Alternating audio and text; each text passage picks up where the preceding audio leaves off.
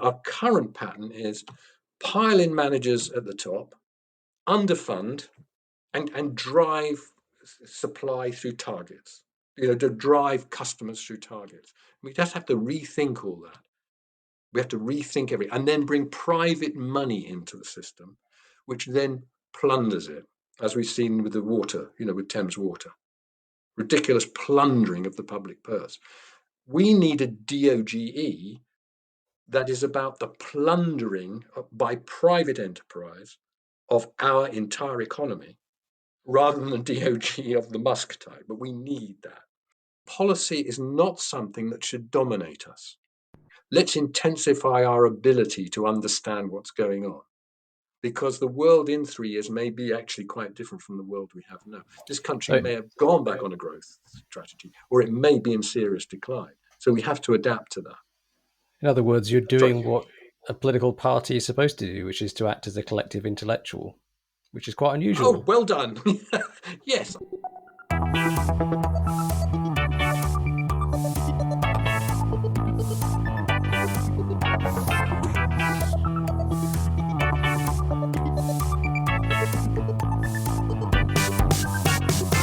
Milan ou Tripoli, Vilnius ou Benghazi, Paris, Moscou, on fait le bunga, bunga. Bangkok ou Bogota, Le Caire ou Jakarta, Gustavia, on fait le bunga, bunga. Stockholm ou Monaco, ou Montevideo, Oslo, Tokyo, on fait le bunga, bunga. Hello everyone, welcome back to BungaCast, the global politics podcast at the end of history, which is very much what we're talking about today, as we do many days. I'm Alex Hochuli, I'm in São Paulo, Brazil. We are also today contributing editor Lee Jones in London. Hello, Lee. Hi, Alex. And delighted to be joined by Tim Pendry, also I believe in London, or where are you calling us from, Tim? I'm calling actually from Tunbridge Wells, just outside London. Okay, excellent. Royal Tunbridge Wells, Indeed, I believe. Yeah, I'm proud of it. Okay, we'll maybe get onto that a little bit later on. Tim writes the excellent Unstable Times at timpendry.substack.com on global affairs and much else besides. I would recommend listeners already to check it out, and I'm sure by the end of this you'll feel compelled to do so, having listened to Tim and us discuss the emerging world under Trump. But before we get to that, I wanted to ask you, Tim, as a means of fleshing out this introduction to yourself and your work, could you tell us about yourself and indeed your professional history? Well, it's the most unusual one, insofar as I have lived in many worlds, and I think that's why my work is a little different from most people's. Not necessarily better, not necessarily worse, just different.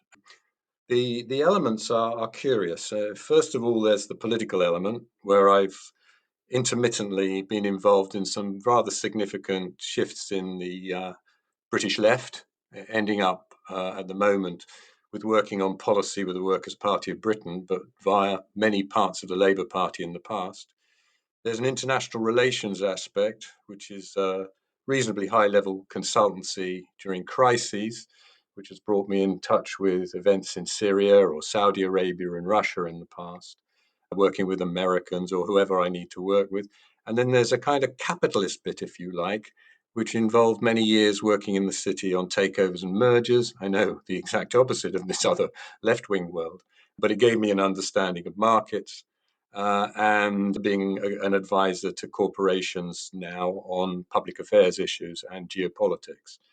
There's probably a little bit more to tell, but I think you're getting the drift, that it's rather peculiar, and I'm really a private consultant with a small business, and I've long since left the corporate world in terms of being an employed person, which I hated. Well, we can come on to Like most of institutions us. big and small. Well, Indeed, so Yeah. I believe there's a libertarian aspect to me. The free autonomous individual is the ultimate end of socialism. Very good. Well, we're going to come to a lot of this in I guess in as we go through this. I wanted to start by maybe pausing to depict the ideological scene before moving on to the meaning of Trump and U.S. foreign policy. Though, as we have discussed in recent episodes, actually since the start of the year, to reduce it to U.S. foreign policy would be to very much limit the scope and understanding of what we're discussing, because we, I think, are at a quite important moment in terms of a reorientation, which is political, economic, cultural, and strategic, both for the United States from its own perspective and as well as its implications for the rest of the world. We are then going to talk about British politics, which I'm always loath to do because it's not the most exciting, but we'll find out why from Tim that the UK in some ways crystallizes some of the tensions and contradictions that are emerging under the kind of the world under Trump, as it were. And then we'll finish off by discussing Tim's involvement with the Workers' Party of Britain, what its pitch is, what its strategy is. So I think that'll be of interest to our listeners. So to get started, as I mentioned, and as we've been exploring in episodes really since the start of the year, we're at quite a pivotal moment. You note in a recent piece on your Substack, Capital, with its usual consummate cynicism, managed progressivism in its own interest for as long as was necessary, but is now busy abandoning its ideological ally and adapting to the emergent libertarian ideology wherever it can. I wondered if you would like to characterize that emerging libertarian ideology, such as it is. Such as it is. I mean, I do think we're in revolutionary times. There's no doubt about that. There's a major cultural political shift going on. And although I don't consider myself a Marxist, one aspect of Marxism is useful, and that's the dialectic, the idea of a thesis and an antithesis emerging and creating some new synthesis. And I think we're at that point where, if you like, the thesis is the old liberal order with its particular coalitions of people and interest groups, and this new order, the antithesis, which the thesis never expected to get into power. But now that it's in power, it is organized, it is ruthless, and it is changing everything. And its coalition seems to be made up not only of libertarian economists, but traditionalists who are not historically allies of libertarians, nationalists, and what we are seeing is something like a will to power on the side of that particular new emergent set of interests. As you understand it, I mean, are you defining it primarily this group, this emerging ideology, in opposition to what it is opposed to, rather than by any kind of coherent message that it might have? I think I don't want to simplify it, because you could say that the previous order had emerged in opposition to something, whether it be fascism or socialism or nationalism. I think something similar is going on here, where each of the strands is very positive in what it wants. Traditionalism is very positive in wanting a return to family, community, and so forth. Libertarianism is very positive in its particular view of economics. But they have combined because all of them are against what they see as this overwhelming uh, order that has failed. Its opportunity comes not from the nature of the order that it's opposing, but the fact that that order has actually failed. It has not delivered. It's not delivered prosperity, and it has not delivered peace. And above all, in democracies, it has caused the weakening, almost proletarianization, if you like, of much of the middle class, the lower elements in the middle class. And in a way, it buys votes by taking a whole graduate class, which has emerged because of mass education, and giving them what people on the right consider to be nun jobs. This is why DOGE is very important, because that is what is going on. What Musk is really doing in order to solve a very particular problem, which is massive American debt, is actually trying to strip out from the federal system essentially a massive job creation scheme for graduates who have no other opportunities, which is why those graduates who are mostly liberal are so bitter. I mean, this is economic. They are going to lose their jobs. And they can't adjust easily to when USAID, for example, returns in a new form, as it will, to promote populist ideas across the world. They're either cynics and opportunists who would suddenly become anti-woke, or they really believe in what they're doing, in which case they've got nowhere else to go, especially if corporations begin to do what I would expect them to do, which is to unravel their programs, which represented the old liberal order. Well, no doubt there'll be some hysterical reactions to that as that rug gets pulled out from Well, under there are, people's aren't there? feet. Yeah, well, I mean, that's characterized it from the start, Yeah, but obviously it will intensify, I yeah, imagine, if it is indeed dying. yeah. I suppose what you've said already answers the next question I was going to ask, but I wondered if you could unpack something that you've written. I think it was the first blog that you wrote at the beginning of the year, The Foundations of the Liberal Polycrisis. We'll link to all of these in the show notes.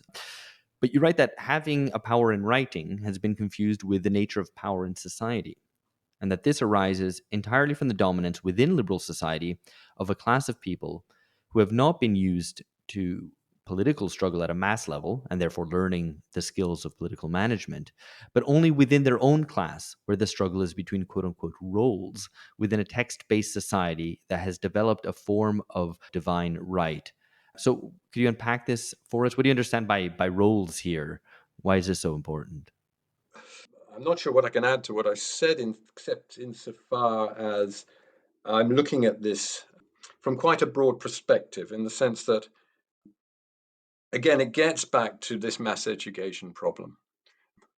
There's nothing wrong with mass education, it's a good thing.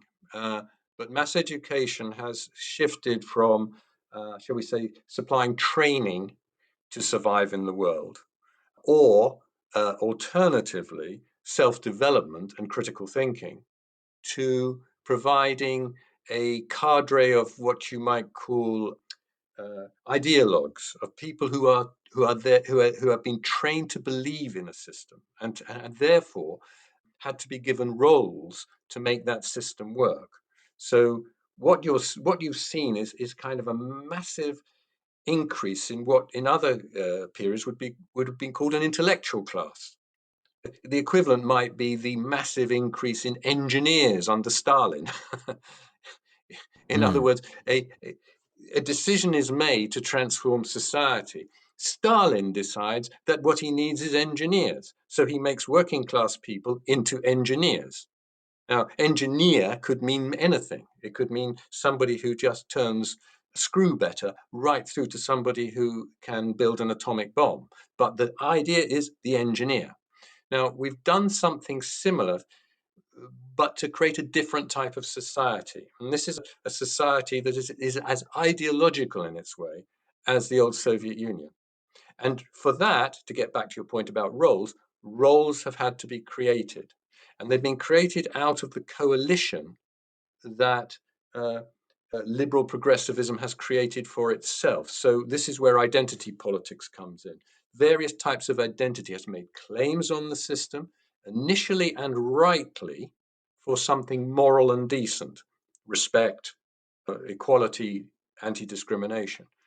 But an activist element has emerged that has built almost an industrial complex out of each identity, which has then entered into the state and into the corporate sector, creating jobs like diversity and equality, uh, specialists in transgender work, specialists in environmental work, specialists in this, specialists in that, specialists in NGOs.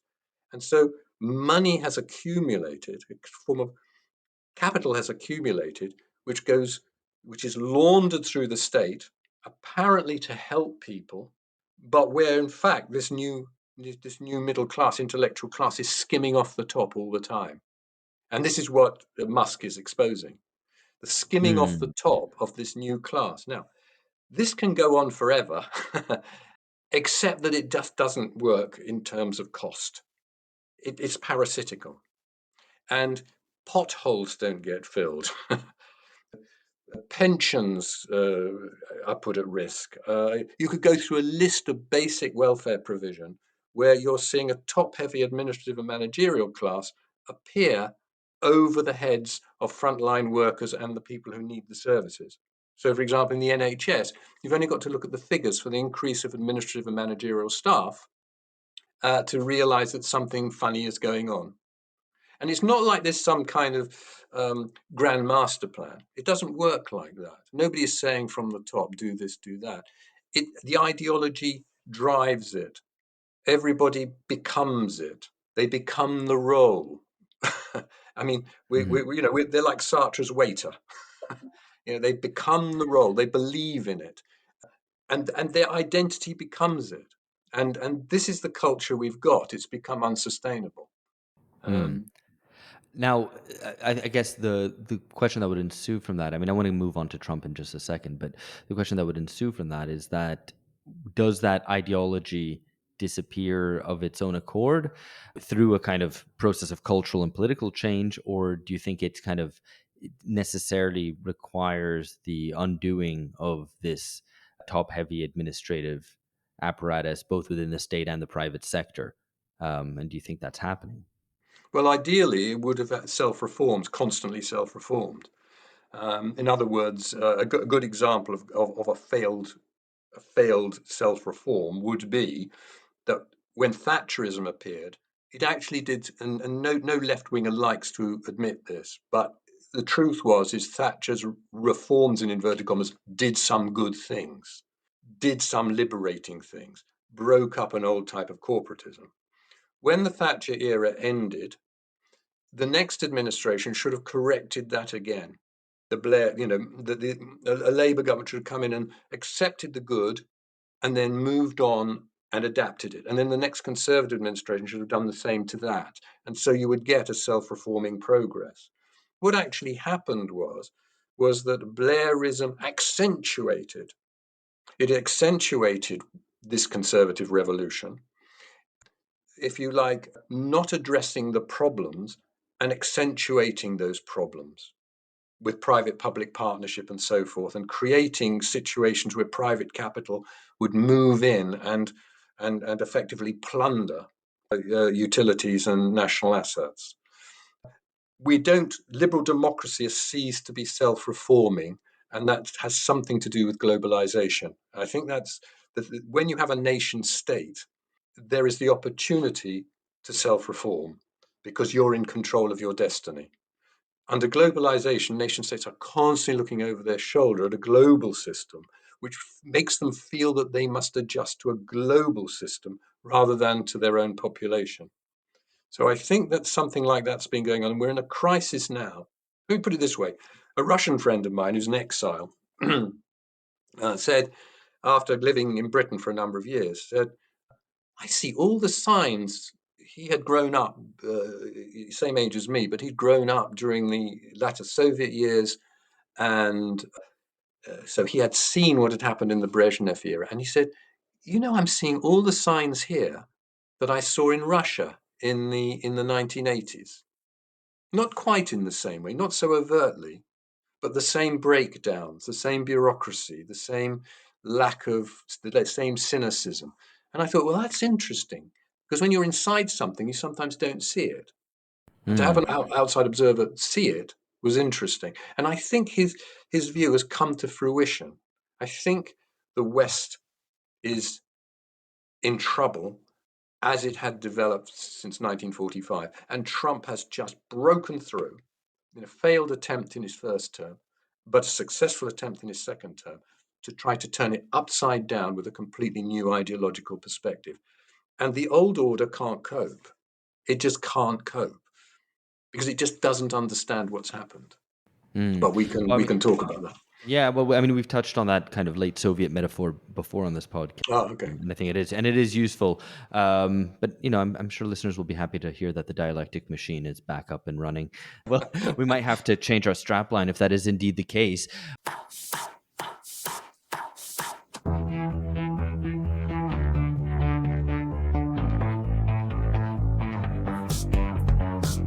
So on to Trump himself. We recently had on Daniel Bessner to discuss Trump's foreign policy, what it would look like to be. And we had him on, in fact, before Trump was inaugurated. I think that episode came out just the day before. Lee, what did you take from that episode? And I think there's maybe some questions that we should put back to Tim that emerged from that discussion. Yeah, it was an interesting discussion, but I think a lot of listeners' feedback was that they were not very satisfied by what Danny was saying, because he was presenting Trump as simply continuity, that he's part of a kind of long-standing American nationalist kind of imperialist tradition, and basically there was nothing to see here. Which, I wasn't that convinced of that myself, and neither were a lot of listeners. And that's one of the reasons I guess we wanted to get you on, Tim, because on your Substack is basically a kind of political risk analysis or geopolitical interpretation that you might have sent to your corporate clients in the past and is now available to everybody. And it's very pithily written, and I think very penetrating in its insights. And you've written a lot about what you think that the Trump, the geopolitical meaning of Trump is. Why don't you just walk us through what your view is? You're saying it's something quite new, quite distinct, a new era, if you like. Yeah, I can see why Danny says why he says, and I don't think it's black and white, because there are populist and imperialist traditions in the American system which he's calling on, and Trump in that sense is a true American. I mean, he's in some ways he's just expressing part of an older America. So I get that. I mean, I don't think he's right, only because uh, he may be, I can't speak for him, but he may be looking at it from inside America.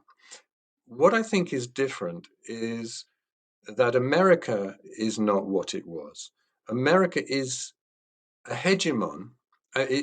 We have never seen a power like this in human history in terms of its military and economic centrality. And yet, at the same time, its lack of reach into everywhere. The old order recognized its economic and military power, and with the fall of, in particular, the Soviet Union, and with China perhaps not where it is today. And I think we with your permission, we should talk a little about technology in this context a bit later, perhaps, but that's up to you. That it had tried to spread values, whether neocon or liberal internationalist, in a way that almost suggested that its culture, adapted, would dominate the world. Now, what Trump seems to have done is to accept that's not possible. What he's saying is, my first duty is to serve my own people, and that's the first duty of every other country. In other words, he's reintroduced nationalism, which that old order can't forgive. They can't forgive that because their whole structure was anti-nationalist as much as it was anti-socialist. He is definitely not socialist, of course, but he's also interestingly anti-imperialist in the sense that he's spheres of influence rather than conquest. Now, I know we can point to the fact that he wants to acquire Greenland and there's the Panama Canal and so on and so forth. But the truth is, if you look at it, he's and I take this seriously, he's actually interested in peace. He's a New York real estate developer who likes to do deals. War is bad for business for him.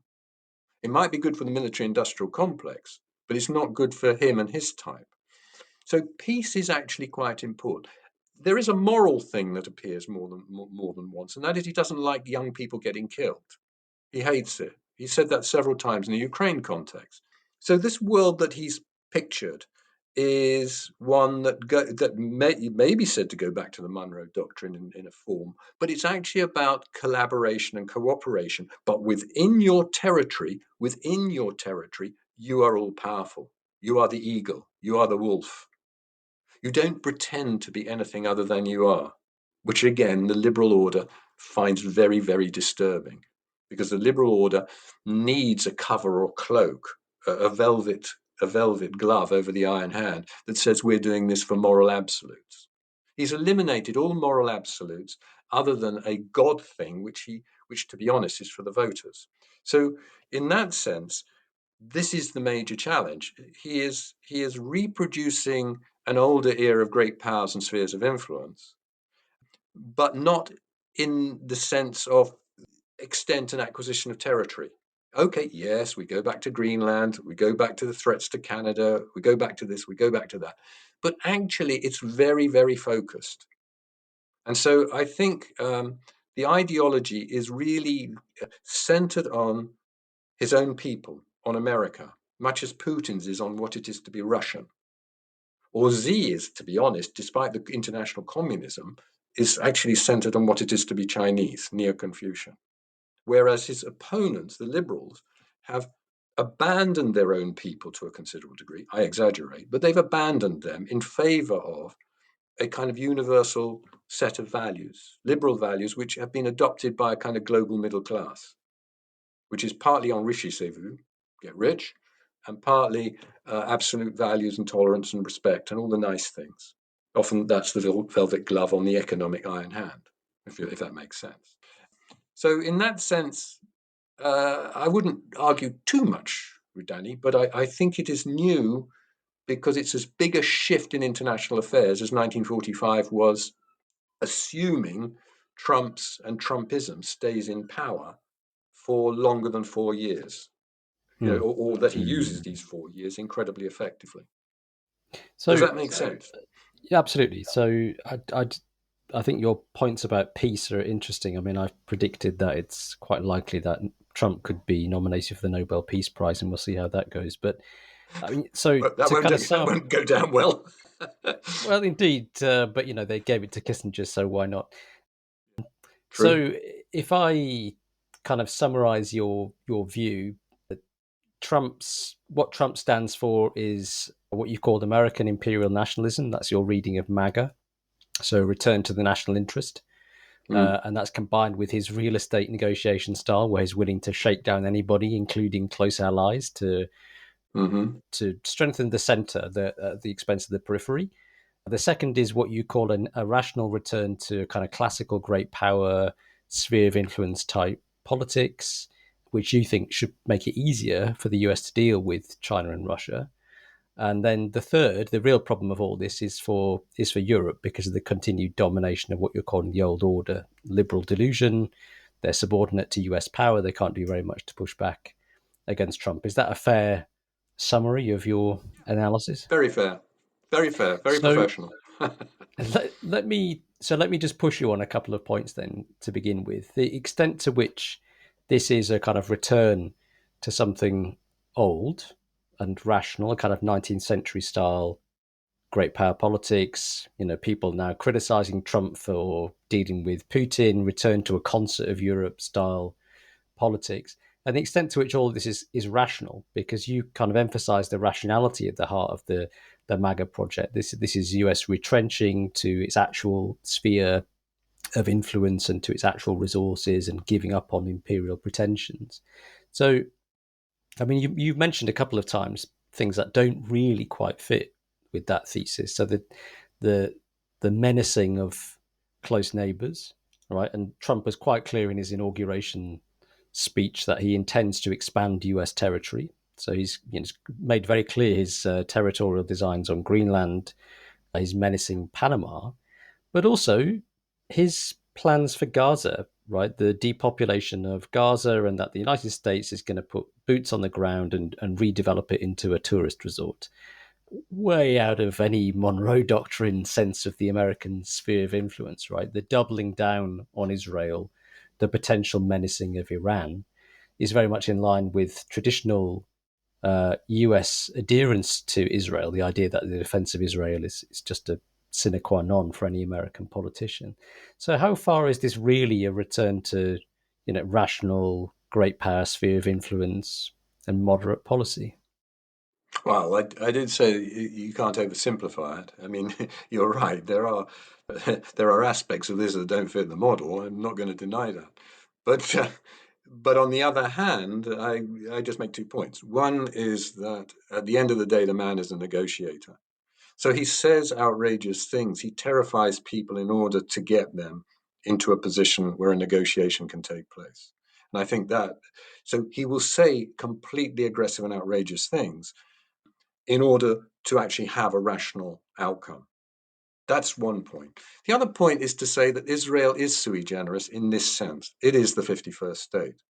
And it's the 51st state, not for any other reason than the American people want it to be the 51st state. It's not actually the 51st state, but it is treated almost as part of the of America itself. It's given special rights. And there are historical reasons for that, which are not just the Jewish vote as such. It's not just the reasonable, the reasonable criticism about the power of AIPAC, which is phenomenal, or its frankly rather corrupt role in American politics. It's because there is a psychological commitment, which most Americans have on both sides of the Democrat and Republican fence, of feeling that this is an oppressed people that needs protection from villains, Islamists, Assad, Iran, or whatever. So, in that sense, they're just peculiar. It could be regarded as irrational. It is irrational from our point of view, sitting outside. Uh, Even, I suspect, many Israelis are almost puzzled at, at the irrationality of it and exploit it and are happy to have it. But it's just something that's rational insofar as, if you look inwards to the United States of America, it's what the American people want. So it is peculiar. It is peculiar. But he's still saying that he wants to withdraw his troops from Syria, which means the Kurds have got to fend for themselves. It isn't certain that by any means he would want to destroy Iran. I mean, the Saudis in particular would not want a general war there. If there is, I noticed that he and Putin, it was mentioned, discussed the Middle East. I would imagine that Russia will have something to say. So we'll just have to see how it goes. I think we have a problem here about perhaps the definition of imperialism. If you're talking about imperial aggrandizement in your near neighborhood, I think there is an argument for calling Trump an imperialist. I would accept that. If you're thinking, as I was thinking, about liberal imperialism, which is a kind of global attempt to extend your values worldwide, then that's over. So I draw I mean, that it's distinction. I kind of made a kind of had written down a quip in advance, but I mean, it's not meant to be funny. It's just that this feels like a post ideological world, but for real this time. Something that's been announced many times, but a world in which we return to just pure great power conflict with all its cynicism, without any ideological, or without very much anyway, Yeah, ideological window dressing. I Seems to think be. that is the benefit that Trump's doing us all a favor by saying the quiet parts out loud. Right, Indeed so. Indeed so. That actually, I think, has been the point of some of my recent substacks, that he is doing us a favor, you put it brilliantly, by saying the quiet parts out loud. Saying what's been going on anyway, and just telling us how the world really works so that we can decide how to react to that. Hmm. I mean, let's look at Ukraine, for example, because this came to my mind today in the looking at the Polish reaction to Trump and Putin having had a phone call, and the Poles going mad that peace deal might be negotiated behind the backs of the Europeans and indeed the Ukrainians themselves, and this idea that I think a reporter asked Trump, do you consider Ukraine to be an equal partner in these peace negotiations? And he paused for a moment and said, well, that's an interesting question. I think they should make peace. And clearly the implied answer is no. But any reasonable observer would never have seen Ukraine as an equal partner of the United States or anybody else. It's always been a subordinate proxy that's subject to having the rug pulled from beneath it if Western support ceases. So at least now that's clear to people who have obviously lived with ideological blinkers for quite a long time, even if they're going to be shouting and stamping their feet about it. But I wanted to press you a bit on this idea that it's going to make it easier for the US to deal with Russia and China as well, in the sense of, is there really a deal to be done with Russia to start with? I mean, it seems like any peace deal that would satisfy Russia in its war aims would have to involve Trump negotiating away elements of the US, the Western position, which are baked in to the way that many Americans think, and certainly the American establishment and a lot of the constituencies that you're talking about as being part of the Trump base, as essential for the US position. So Putin is clearly interested in creating a neutral buffer zone between Russia and NATO, complete demilitarization of Ukraine, hanging on to parts of Ukraine in perpetuity. I mean, do you think Trump is willing and able to trade the kinds of things away that would actually satisfy Putin and allow him to say, yep, basically we've won, now we can have peace? Well, I can't possibly know what goes on in either Trump or Putin's head, and I hate predicting. Um, I have an aversion to it, so I don't want to say what will happen. It's going to be a really tough negotiation. All I can suggest is that taking it from the two sides, from the Russian side, propaganda has told us that this is an empire that wants to expand. And I think any serious observer would know that Russia has acted defensively and consistently defensively over a long period of time. At the moment, the Nordic countries and the Baltic countries and Poland are getting terribly excited with the idea that, if you can too much to Russia, the successor to the Red Army will be on the Rhine by Tuesday. I mean, it's stupid, but it's necessary internally, and also because they want to build their own military industrial complex. And the risk of peace is that political drive, that in a time of budgetary constraint, may end that.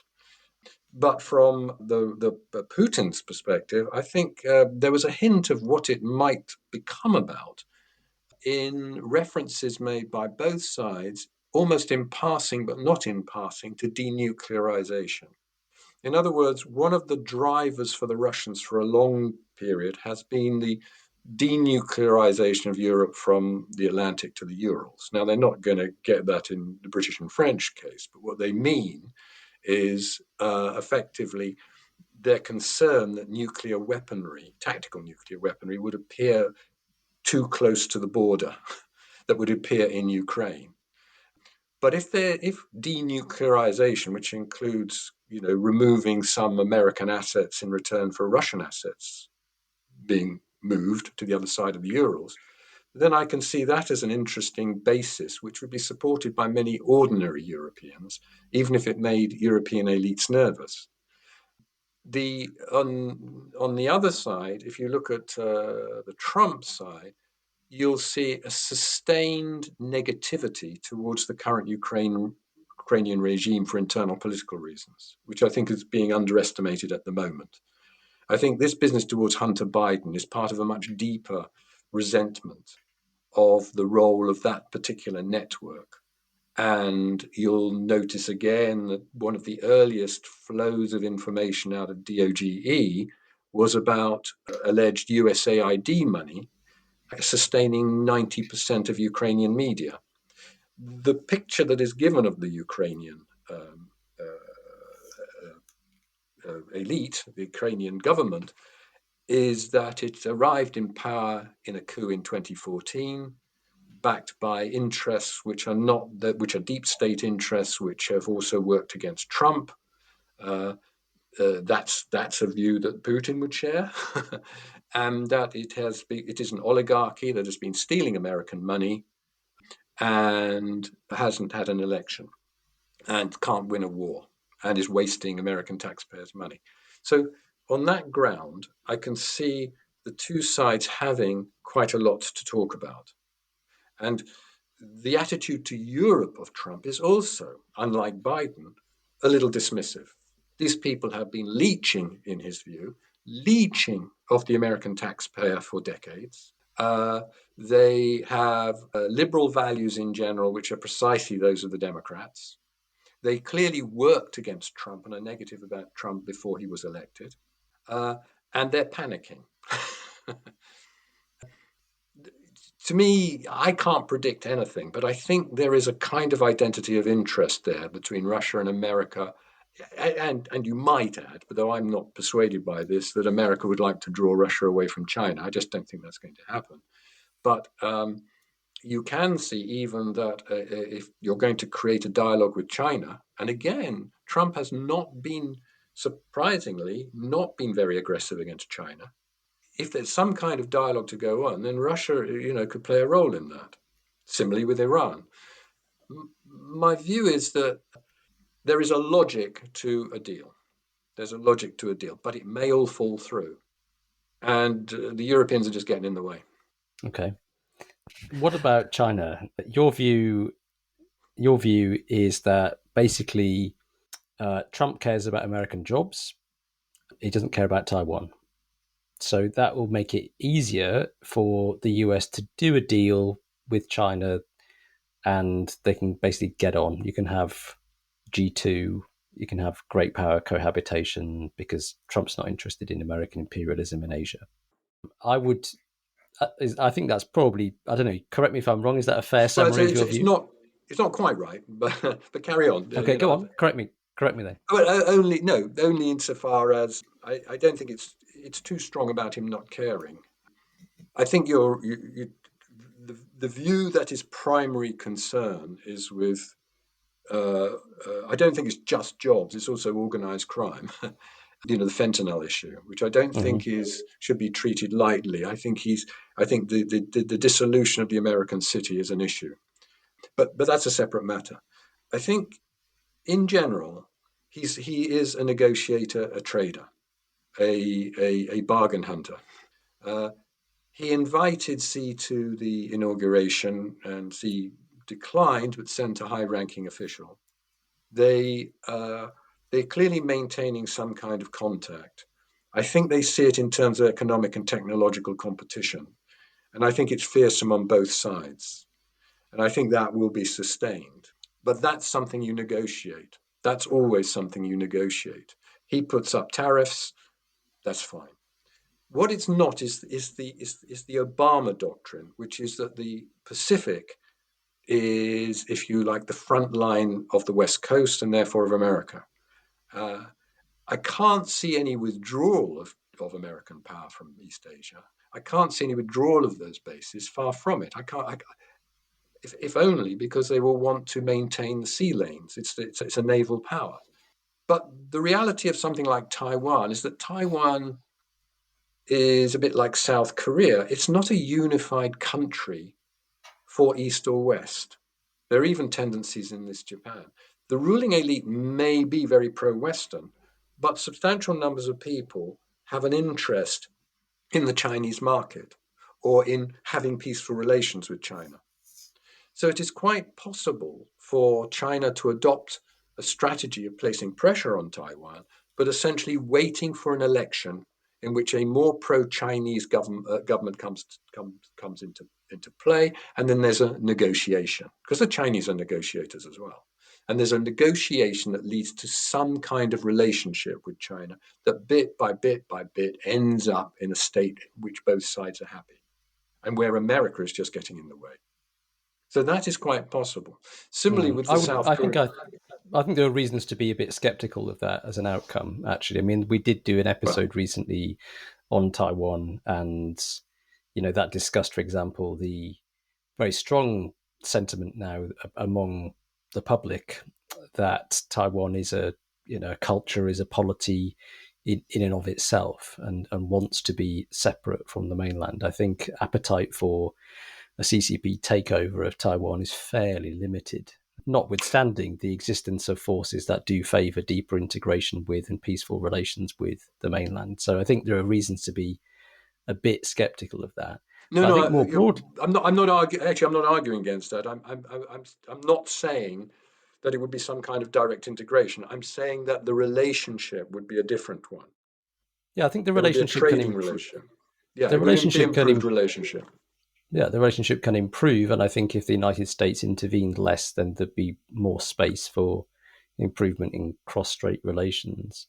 I think the difficulty is when talking to anybody that knows a lot about US-China relations, and you put it to them, what's the scope for a deal between the US and China?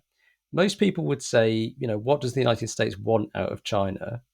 And it basically is capitulation, and the Chinese are not willing to do it, because it means staying permanently behind the United States technologically, permanently behind militarily. They'd have to cut their defense spending as a percentage of their GDP as their economy gets bigger to satisfy Pentagon defense planners. There are loads and loads of anti China hawks within the Trump coalition. Support for Taiwan is obviously baked in on Congress through the Taiwan Relations Act and on both sides of the aisle. And so it seems to me that the scope for a deal that would satisfy all of the anti-China sentiment in the United States is fairly limited. Even if Trump thought he could just get a good deal on trade, there'd be all kinds of other extraneous issues that lots of people in the United States would not be happy with, seems to me. So again, the scope for a deal doesn't seem to be that great. We'll see. We'll see. I mean, what is the alternative?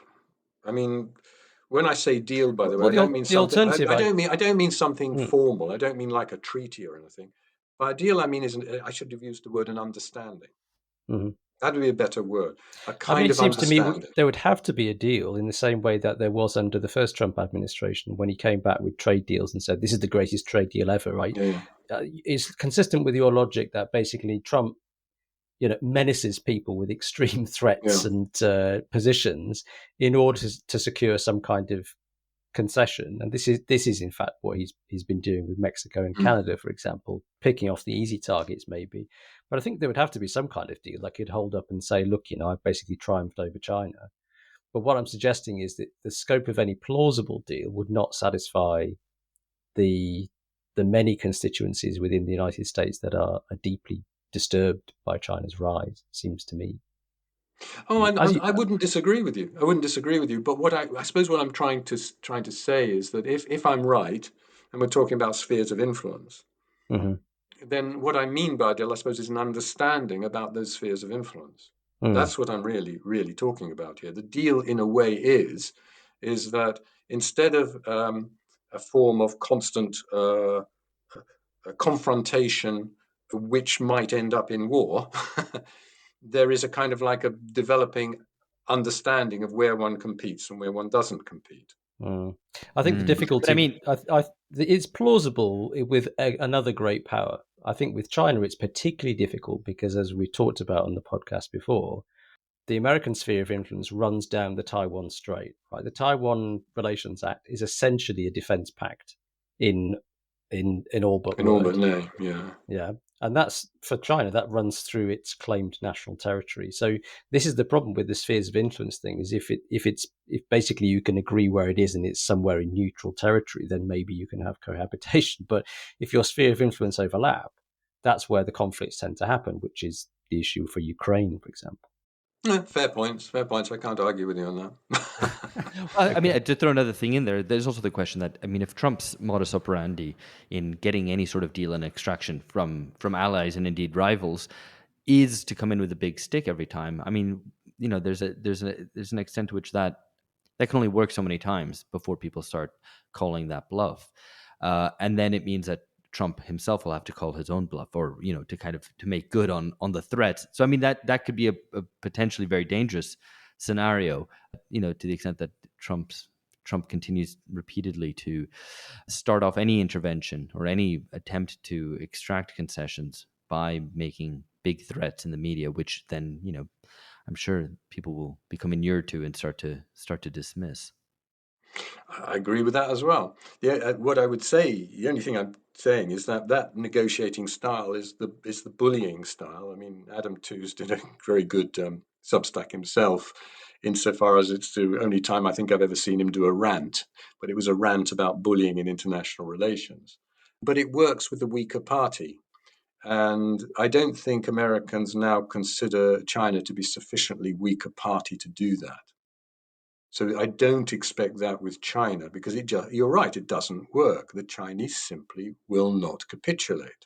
Other parties, if they don't necessarily obviously capitulate eventually, as it's quite clear that seems to be happening in some way over Greenland, Canada, and Mexico. It's not a direct capitulation, but a negotiation is taking place that clearly the United States has the upper hand. Panama Canal was an obvious capitulation. It's a very small operation. No, that is not going to happen with China. I accept that. That is just not going to happen because it will just dig in.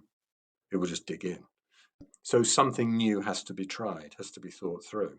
I don't know what that is, but we do have to draw a distinction, I think, and this, I suppose, is my point better articulated, is that if I am right, and the MAGA ideology and team coming in are different from what happened before, including what happened under the first Trump administration, then anything that was done under the previous order doesn't necessarily apply to anything that is done under the new order. And we've seen that in so many areas now, the unraveling of the prior. And it happened very quickly with all those executive orders. The only major area that the Trumpists have not attacked is actually finance.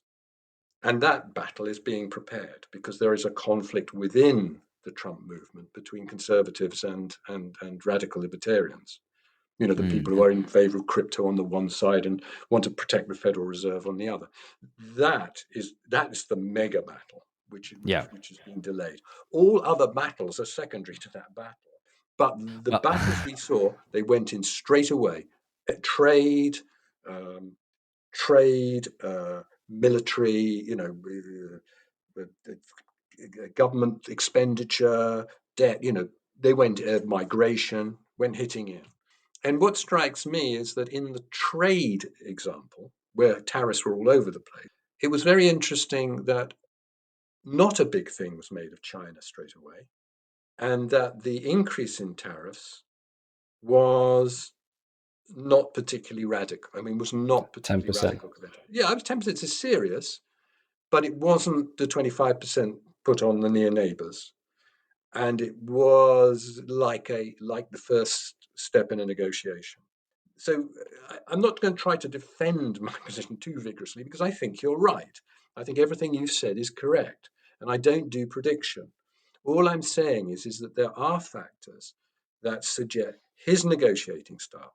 One, the fact that this is new and that was old. The fact that some of key issues were not dealt with directly.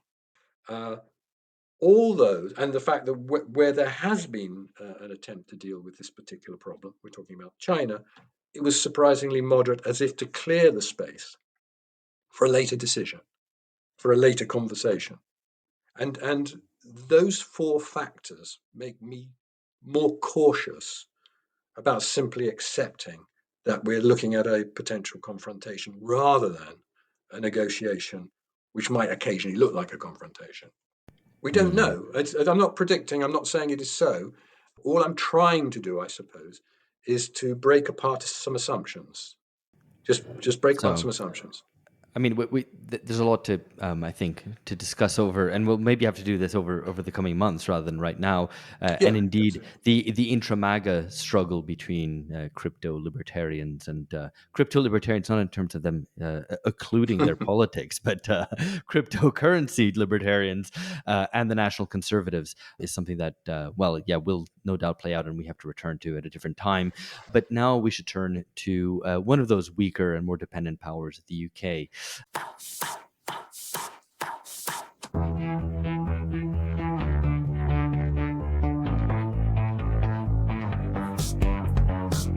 Tim, you've noted that the UK is worth dwelling on because its tensions and problems are an extreme version of what may soon apply to any ostensible American ally. So why does the UK exemplify the tensions that Trump brings to the fore? I think you're referring to the very difficult choices that a British government has when the MAGA ideology, if you like, and the sphere of influence ideology comes up against the remaining commitments to a liberal values and universalist ideology in Europe. Choices have to be made, and the problem is that the government in office in this particular case has built a coalition that is based on liberal values. It's built on certain values, and yet its economy is totally dependent on a trading system which is dominated by Washington and Wall Street. There are particular issues like artificial intelligence is a very good example, where in the struggle over artificial intelligence, which is the next great technological innovation, this is what is going to really change our society, which we haven't even discussed yet. In that struggle, there seem to be two major players.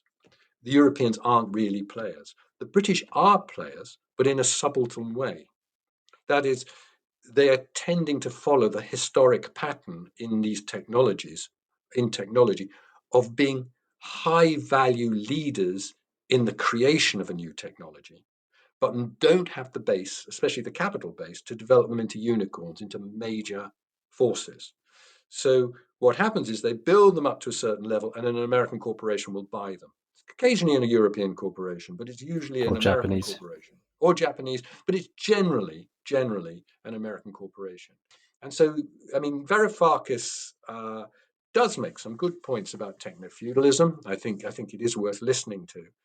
And I think in that sense, the United Kingdom economically is already a little techno-feudalist under the yoke.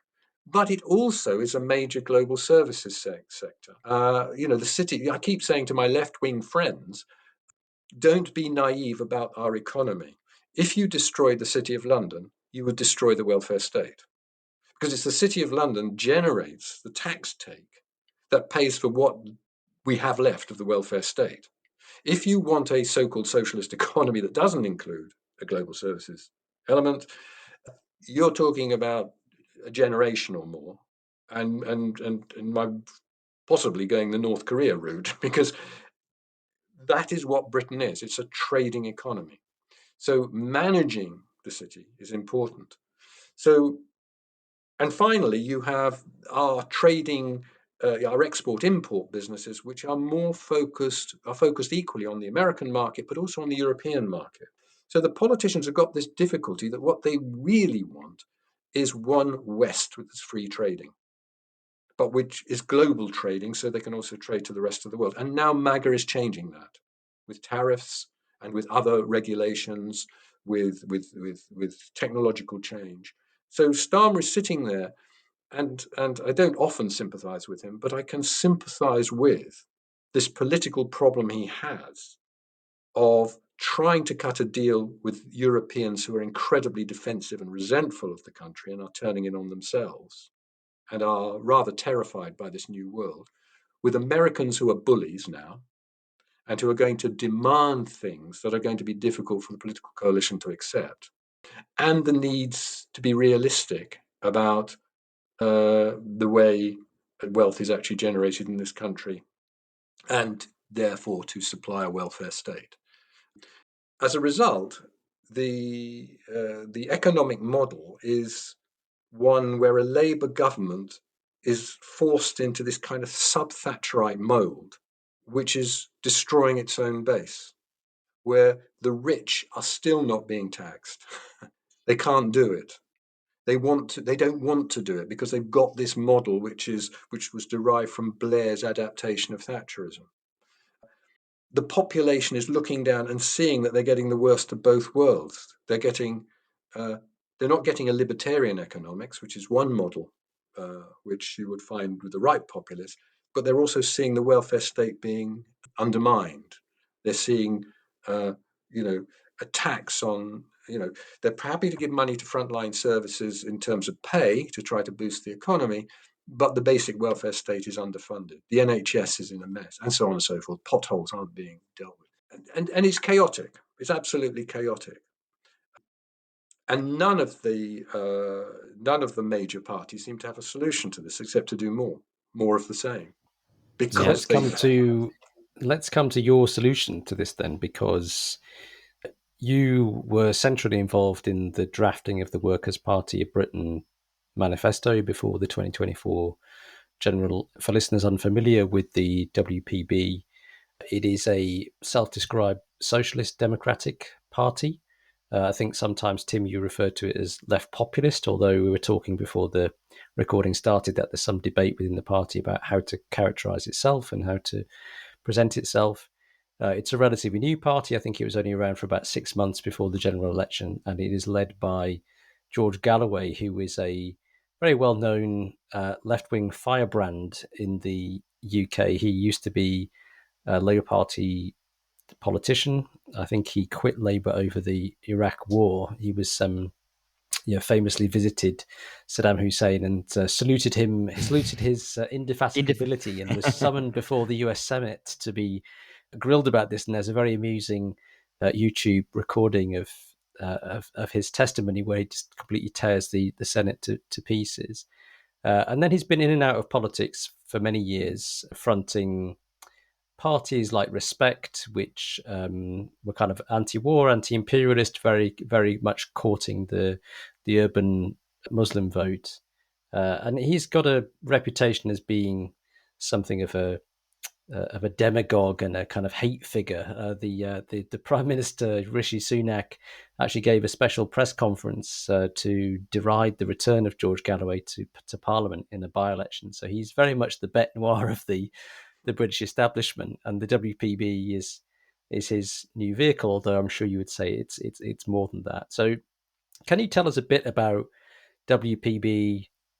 What is its pitch? What is its strategy? What is its answer to this decaying political economy model that you've just outlined for us? Well, first of all, it's not George Galloway's party. Let's make that clear. He is the leader, which is not the same thing. It's a little older as a party than you suggest. It was actually founded a few years ago, but it was basically quite small, and it really only started getting seriously organised about 18 months ago. So, about 6 to 9 months before the election. It has about between 2,000 and 3,000 members. I don't know the exact figure at the moment. And it held its congress last weekend in Manchester, where it had a room full of about over 200 members. It's a very democratic, quite lively, very frank debate, very open and frank debate party. Does a lot of work internally in debating issues online. And it would characterize itself at the moment, I suppose, as ideologically as very, very simple. This was reaffirmed at the Congress. It's socialist, imperialist, anti-imperialist, I should say, socialist, anti-imperialist, and committed to one major cause, that of the interests of the working class. Its definition of working class is actually quite broad. It really is anybody who works, and that includes micro businesses. It's might surprise many people that it's actually in favour of what you might call entrepreneurial workerism. In other words, when workers become autonomous and can create their own businesses. Um, it it backs, for example, the farmers, even though in Soviet terms they'd be kulaks. To us, they're workers. From a standing start, from about 6 to 9 months in terms of organisation. It did quite well in the election because it was pretty well cut out by the media, which you can understand. It was small and untried at that time, but there was some deliberation in some areas to that. But it managed, nevertheless, to get 210,000 votes, and it took quite a significant vote in something like between 8 to 15 constituencies. And the latest news is that Birmingham Yardley, which is one of the target seats, which had a very, very vigorous local candidate, that it is now topping the poll there above Reform, with Labour in third place. That's Jess Phillips' constituency. So where it works on the ground, it can work very well. So its strategy now is to take as many council seats as it can and to start hitting by-elections and to get a few MPs. But it recognises it is an opposition party. It's not, the manifesto, the programme is not designed to be, we will be in government or it will be in government, in 4 years. That's not expected. What's expected is that it can get sufficient MPs to speak for certain policies or whatever, and then build itself to eventually, one day, displace the Labour Party, as perhaps Reform may displace the Tory Party. So in that sense, it's populist. It's a displacement. So, and I just want to correct one other thing that's quite important. We do have a lot of urban Muslim support, but the membership is about well over 70, possibly 80%, what you might call classic indigenous British working class. It is not an Islamist party in any sense. Islamism is not welcome, and neither is any sectarianism. The urban Muslim element was drawn to us because of our very strong position on Palestine and Gaza, which was actually a moral compass issue. It wasn't as dominant an issue as people like. It was just the issue of the day.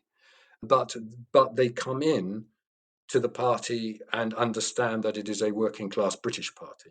And that is how it operates.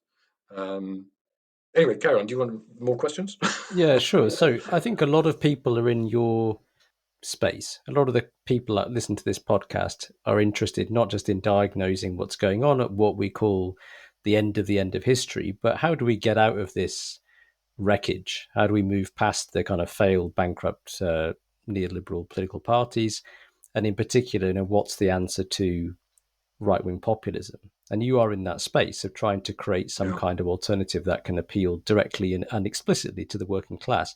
So can you talk through your thought process when you were putting the manifesto together. What's your kind of diagnosis of where the British working class are and what's required to appeal to them? So you get, lots of mainstream pundits will tell you the British working class are left on the economy and right on culture. And they're not represented in that space, and that's where a new political party has to be. Is that similar to your thinking, or what else? What were It, you thinking when you put it it, together? it's kind of, but it's a bit more sophisticated than that. I would say we're moderated rightish in some aspects of culture. Would admit that. I'll explain that in a moment. And we're definitely left, but not quite in the traditionalist sense as you would think, on the economy. Now, one of our issues is of course propagandizing and building membership is one thing. Political education is another. So we have a program of attracting people into the party along the lines you've just explained, which I think is broadly left populist, and then helping to educate them and get them into debate about the situation we're in, the realities of politics, and then practical things like how do you stand in an election and so forth. Because our plan is to build, I use a lovely old Marxist word, a cadre of genuine working class origin people. I mean, I am the house bourgeois. These are working class people, and they are self-trained. Most of them are not university. They are intelligent, very intelligent, high level of communication skills. Sometimes issues we've seen of self-confidence in some parts, which is, I think, a class issue. But these are good people. These people could run things. So what we want to do is create that cadre, and we're completely ethnic blind. If the good person is Muslim, yeah. If the good person is gay or a woman or a Buddhist, doesn't bother us. We are very much pragmatically concerned with economics, society, politics. Culture, our attitude is somewhat traditionalist, but only in the sense of there is a strong return to what we consider to be traditional working class values in terms of community, family, and not using the state to push identity politics or lifestyle issues, especially on the children of working class people, through the educational and other establishment. But what we are is super keen to emphasize that a person's lifestyle is their own business. So there is no, as soon as somebody comes in who thinks on right populist terms or thinks in Islamist terms, they're not going to be comfortable with us because we're very easygoing. But our concern is with a thing that we think the so-called left, and we could get back to that debate about what left means, has lost, which is the primacy of the socio-economic, the primacy of redistribution, the primacy of workers' control of their own condition. That means of institutions, of the economy, of their community, and as I say, with a very broad definition of worker, rather than this kind of hand-me-down, trickle-down, liberal middle class, managerialist, pseudo-technocratic system that we've got now. So it is revolutionary conceptually, but it is also strongly democratic, anti-violence. Any attempt on Gaza, for example, to violent acts in a national liberation cause were put to one side, not at this Congress, but the Congress before. No, no, no. We're non-violent. But the key issues are, as I say, socialism in its broadest aspect, anti-imperialism very strongly. That was yesterday. That doesn't serve this country well. Very strongly anti-NATO. So let me make that clear. NATO is dangerous. It will bring us to a war. And in that, we share that policy with a certain American president and working class. To which we add a fourth principle, which is simply we stay united, meaning no factionalism within us, because we have something that the Labour Party, I had many, many years inside the Labour Party, and I have quite a track record of involvement inside the Labour Party. And what we want to do is have proper, open, frank debate. So if there's a policy area, yes, I tend to be in charge of refining the policy, but I never dictate it. I advise, I suggest, I argue, I persuade, But if Congress says this, it is this. I accept it after due debate. And I think that's really healthy. That's really healthy. For what it's worth, I think you thread the needle pretty well on the cultural stuff, and I think we should probably just. I don't want to get too bogged down in a debate about terminology, but this question of left right, I do want to return to it, because I think your view, which I would share, is that the basic outlook of British workers is moderate. Actually, they're not Yeah, right wing on culture.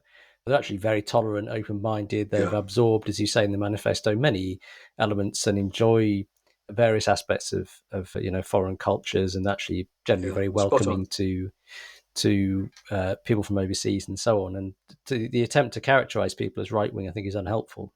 Their position is moderate. They're not hyper liberal, and many people are deeply suspicious of what you call in the manifesto, I think it's called bureau-fascism, bureaucratic fascism, or the NGO industrial complex. You're clearly against them. But I just wonder, this question of left and right, perhaps one of the aspects of the end of history is the kind of emptying out of these terms, the meaning of these terms of left and right. But they kind of still continue to haunt us.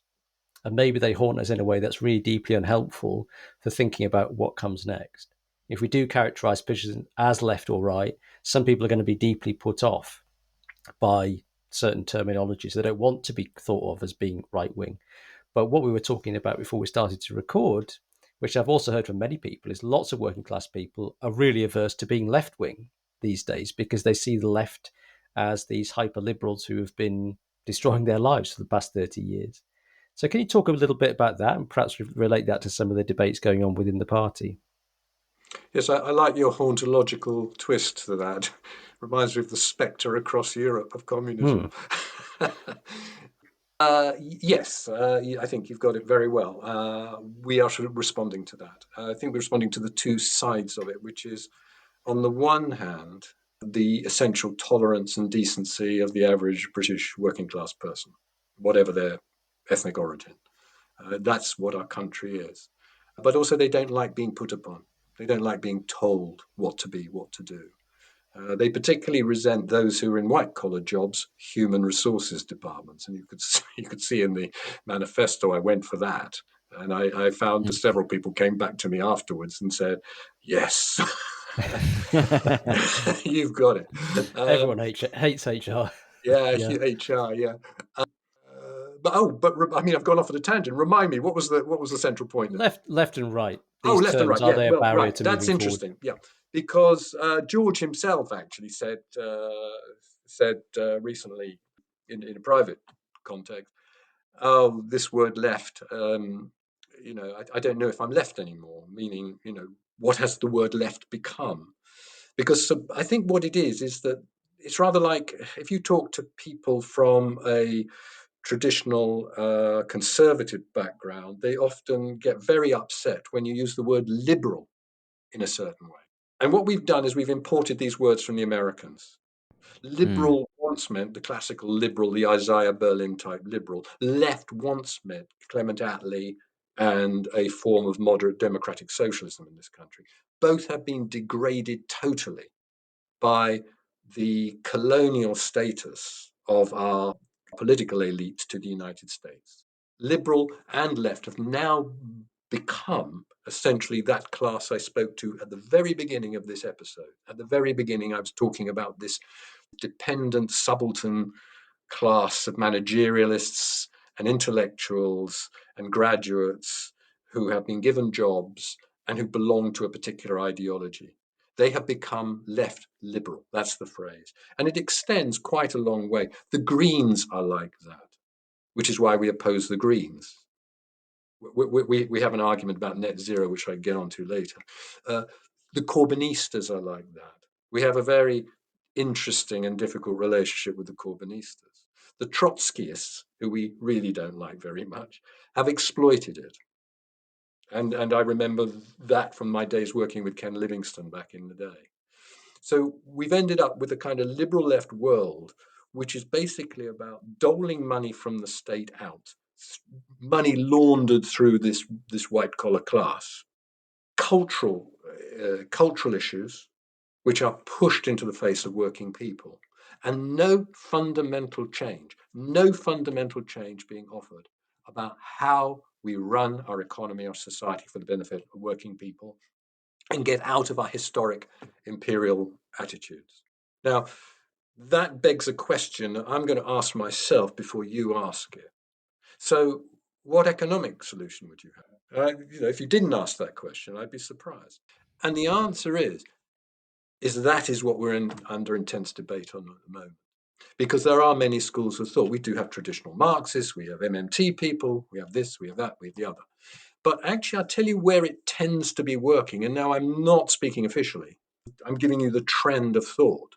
It's to actually learn from success elsewhere as a form of merger of working class interests and the entrepreneurial aspects of markets. In other words, not to be totally negative about markets as opposed to capital accumulation, is to ask questions about how you could create a framework for national planning so we get back to that form of socialism, which needs a new administrative class. In fact, on the right, Dominic Cummings is saying some really sensible things about our bureaucracy, about our administrative structures. We are interested in radical reform of administrative structures to create the opportunity for planning. And if that's going to sound very kind of like Chinese Communist Party, I'm not going to apologize for that because actually it works, but you don't have to have the totalitarian negative aspects. You can simply start looking at how you structure things. The Japanese with MITI did something very similar, and that wasn't a communist structure. But you essentially have a planning structure, but then underneath it, you put in maximum competition to meet designated working class ends. You actually say, we want to create an improved health service. So how do we create an improved health service? Well, the current way of creating an improved health service, which we know is bankrupt, we know it's failing, we know it's a disaster. It is worth studying the Lucy Letby case, not in terms of innocence and guilt, though I have my own views on that, but in terms of how that bloody department was structured and ran. And our current pattern is pile in managers at the top, underfund, and drive supply through targets, to drive customers through targets. We just have to rethink all that. We have to rethink everything and then bring private money into the system, which then plunders it, as we've seen with the water, with Thames Water. Ridiculous plundering of the public purse. We need a DOGE that is about the plundering by private enterprise of our entire economy, rather than the DOG of the Musk type. But we need that. So this is where we're kind of moving, that working class entrepreneurialism drive is to be encouraged, but we need a new administrative class to make the changes. And to some extent, you can see, I don't know, Starmerism trying to reach out to it in its attempt to build third runways and this and that. I mean, it's so bloody haphazard, and it's not necessarily what we need. Do we actually need a third runway? Nobody's thinking. Nobody's thinking. And there's one other thing to say, since I'm ranting now, and I'm going to stop, is artificial intelligence, which interests us greatly, because it's going to do something that will shatter that class I spoke about at the beginning more than any other, because what does it deal with? Cognition. And that class prides itself on its superiority over cognition. It will democratize cognition, and it'll make that class not redundant, but it'll make that class have to think again about its own superiority. Mm. So we are not Luddites. We're not Luddites. There's many strands I think I'd like to pick up on, but I think I threw a lot at you there, didn't I? Well, just to pick up on one, many people I think have characterized it perhaps a bit crudely at many points in history, actually, but in relation to, for example, the bailouts in response to the 2008 crisis, as socialism for the rich and capitalism for the poor. And I hear you talking about national developmentalist economic planning at the top, but markets at the bottom. And I wonder how what you're proposing differs from the extant situation, which is a degree of planning at the top and certainly insulation from market forces for a whole class of professionals, while you at the same time have brutal competition within labor markets at the bottom. No, not within labour markets. No, brutal competition in providing services. No, the labour protection is obviously absolute to our position. So I just want to make that clear. No, okay. And in response to entrepreneurialism, I mean, this is an issue which is, I think, of particular interest to me. It's something that I see quite a lot in Latin America, and I think it is to a certain extent an adaptation to a process not of just of proletarianization, but of dispersion of the working class and the breakdown of kind of old, more Fordist models, where that adaptation takes the form of an affirmative endorsement of entrepreneurialism, of popular entrepreneurialism, which you do see probably more in the United States than you do in Britain, and you certainly see more in Latin America than in either of those two places, I think. Often demands are framed in the terms of getting kind of regulators off our back to allow ourselves to be entrepreneurs as much as possible, often regulations which might protect entrenched economic interests as against the kind of micro entrepreneur, even if that micro entrepreneur needs to sell their services increasingly through platforms whose terms are obviously greatly disfavorable. Anyway, so I wonder what your take is on popular entrepreneurialism. You seem to be indicating that the Workers' Party of Britain is favorable to it. I said at the beginning that I wasn't stating the policy. I was stating the terms of a debate that's going on.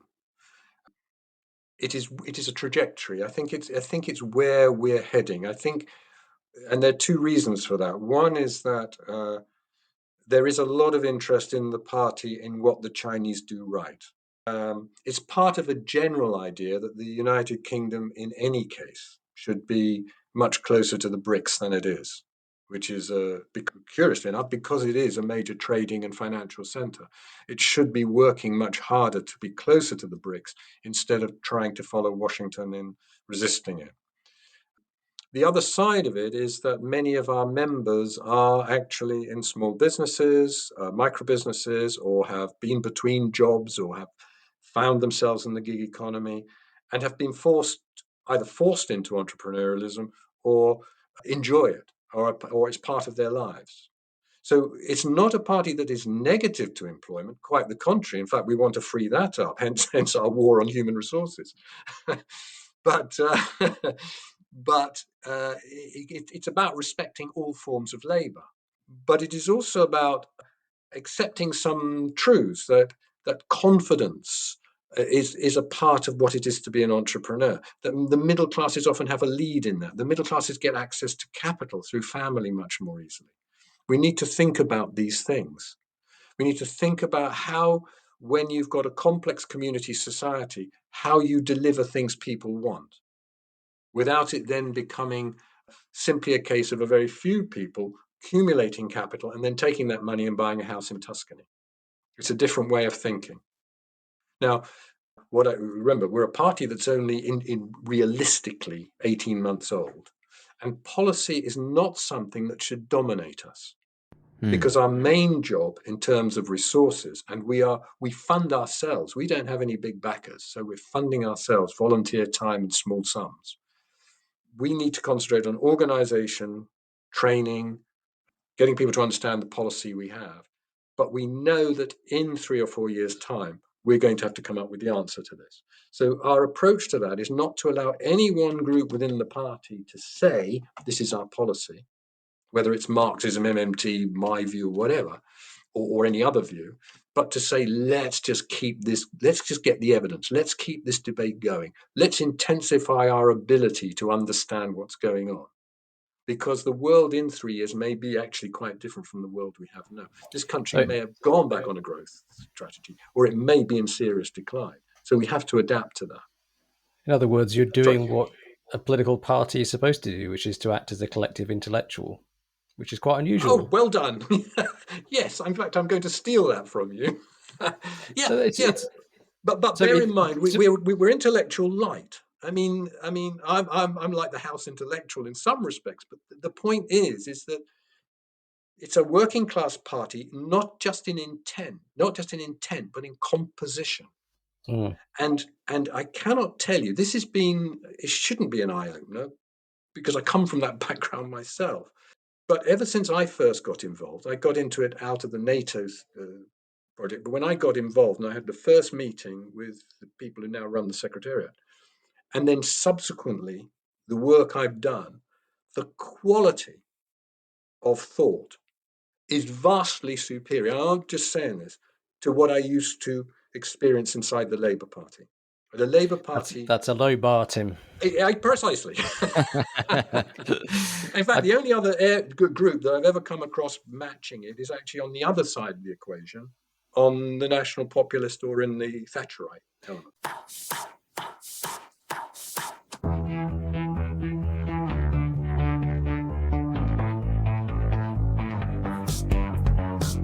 Well, I wanted to ask you about that actually, because I mean, you make a fair point that, you know, for a very young party, you did pretty well in the 2024 elections, over 200,000 votes. And, you know, it's creditable, but it's clear that, you know, Reform did much better, 4.1 million. Reform being the main right-wing populist party, which is now polling ahead of the Labour government in some national opinion polls. What's your diagnosis about why right-wing populists have the wind in their sails? Not, I mean, specifically in the UK, but absolutely everywhere, right? They're clearly the leading tendency at the moment. If your diagnosis of where the working class are is correct, of what they want is correct, why is Reform so far ahead of the WPB? Well, first of all, it's been going for 12, 15 years in some form or other, because I'm going to account for the previous versions. Okay, UKIP. You take Farage, you take Farage as the exemplar. He's been working at this. Secondly, they had the big issue in Brexit, which they appropriated. Now, I was involved, I think you recall, in the Brexit campaign, and they were ruthless about dealing with the left Brexiters. They were ruthless. They retained the money. They used the money for their own ends. They even risked winning Brexit in order to do it. They turned it into a left versus right thing at that time. So they're very ambitious. Sorry, just to interrupt. I mean, you and I met through the whole Brexit wars, where we're both campaigning for Brexit from the left. But you know, my recollection of the Brexit Party, which Farage founded in 2019, and in my estimation, we wouldn't have got Brexit over the line without that intervention, was that it was a cross left-right platform. There were people who had been involved in the old Revolutionary Communist Party that were involved. There were people from the UKIP right, the Thatcherite right. The dominant tendency, it seemed to me, was always the Thatcherite, but they were very clear in selecting candidates, in not having left-right positions. So can you just clarify what you mean about what I mean about everything? first of all, we're not talking about the Brexit Party. We're talking about the campaign. So there were, as you remember... Oh, you mean the campaign in 2016? Yeah, I'm talking about the campaign, not the Brexit Party at all. No, and I'm talking, there were two big Brexit campaigns, if you remember. I'm talking about Leave.eu, right, which was the one which was dominated by the people who now are Reform. And you are absolutely right. What you might call the official left Brexit was in the other campaign. That was like the establishment camp. The street left, which I suppose you would call now the WPB element, plus, and other elements like that, was in the Leave.eu.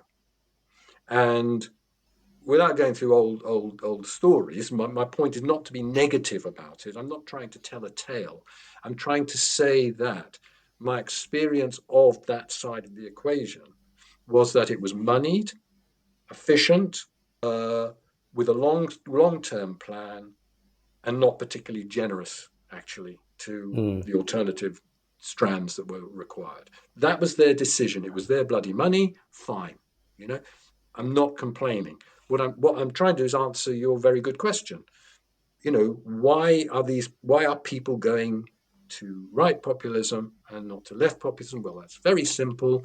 Left populism is a late arrival that only appeared in the last election. Another analogy would be in Germany, the relationship between the AfD and the BSW. The AfD have been around for a long while and are now a major player, which the Christian Democrats, their conservatives, are having to deal with, much as Kim Badenoch is having to deal with Farage's threat. The BSW, Sarah Wagenknecht, plays the role of George Galloway, and the BSW has a program quite similar to ours, but based on East German considerations, and it's coming up from below and is probably about 2 years ahead of us. So there's a kind of natural trajectory. So we are realists. As far as we see it, we see a kind of sea change going on in the political reaction to system failure. That's probably the best way of putting it. Political reaction to system failure. And it could end up in one of two ways. One way is that the reaction to the system failure can displace the two main parties and create two new parties that will represent a new system. Bear with me on that one. The other is that it returns to a right-left thing. It returns to a right-left thing, slightly reformulated. In other words, you get conservatives and reform merging to create a kind of radicalized conservative party, and you get the liberal left getting its voice heard again inside the Labour Party, getting rid of Starmer and creating kind of progressive alliance. We prefer, WPB, the alternative, we prefer a system collapse. Not collapse, but system replacement. System collapse. As I put it in my latest substack, I am a moderate left accelerationist, but I don't want collapse because that hurts working people. But what you want is replacement. You want to replace that system. Why? Because we actually want to change that administrative structure we were talking about. We want to change that administrative structure because only in that way can we make the changes that we want as policy. The populace, therefore, the national populace, should want to and should replace the Tories or push the Tories into basically with the Liberal down into the centre ground. We should want to replace not merely Labour, but the Liberal left. So we will fight independence, so-called independence, in the next election. That we've announced. We're not cutting deals. We're not doing Trumps. Okay? We're not doing Trump. We're not Trump. Now that creates an interesting perceptual problem, which is not a problem to us, but it's to other people, which is, oh, that's interesting. So which would you prefer? The Labour Party or Farage? And we say, well, actually, we think the Labour Party is so rotten to the core. We don't prefer Farage, but it's more in line with the model we want. And some things we agree with the Farages on. And I'll tell you what, freedom of expression and the use of the state for what we would call totalitarian ends. In other words, banging up people for a Facebook post. That's where we would agree with them.